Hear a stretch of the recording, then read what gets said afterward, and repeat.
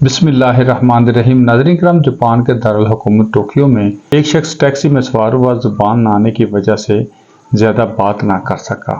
بس اس نے انسٹیٹیوٹ کا نام لیا جہاں اسے جانا تھا۔ ٹیکسی ڈرائیور سمجھ گیا، اس نے سر جھکایا اور مسافر کو دروازہ کھول کر بٹھایا۔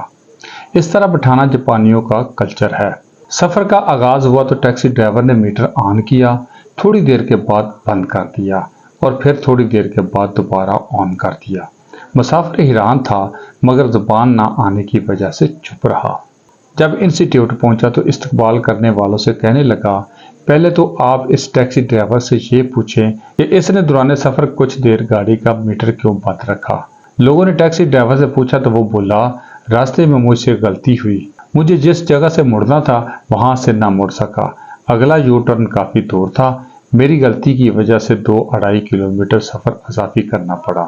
اس دوران میں نے گاڑی کا میٹر بند رکھا، جو مسافت میں نے اپنی غلطی سے بڑھائی اس کے پیسے میں مسافر سے نہیں لے سکتا۔ میں حیران ہوں کہ اس ڈرائیور نے نہ ہی چلا لگایا تھا، نہ ہی نماز پڑھتا تھا، نہ ہی کلمہ، نہ ہی اس کی داڑھی تھی، نہ جبہ نہ ٹوپی مگر دیانتداری تھی۔ ہمارے پاس سب کچھ ہے مگر ایمانداری نہیں ہے۔ ہم مسلمان ضرور ہیں مگر ہمارے پاس اسلام نہیں ہے۔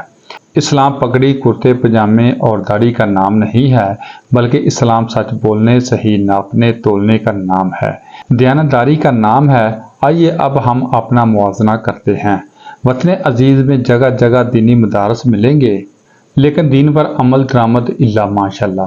جگہ جگہ آستانے تو ملیں گے لیکن اسلاف کے پیروکار الا ماشاءاللہ۔ جگہ جگہ تویز گنڈ تو ملیں گے لیکن اسلاف کی حقیقی تعلیمات الا ماشاءاللہ۔ دین کے دعوے دار تو ملیں گے مگر عملاً الا ماشاءاللہ۔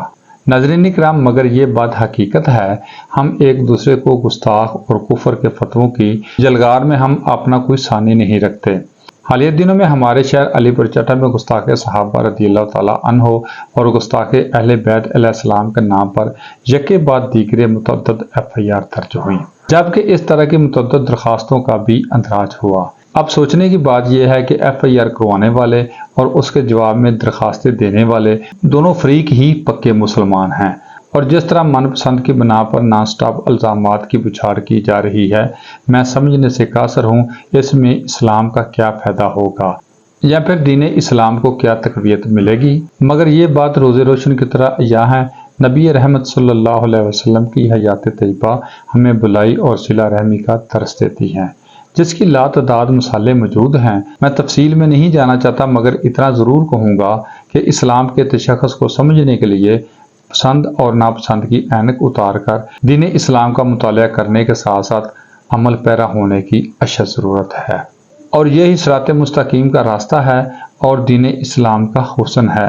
اگر اسی طرح تمام سالک ایک دوسرے کو گستاخ اور کافر کا لقاب دیتے رہیں گے تو پھر جنت رب کریم نے کس کے لیے بنائی ہے؟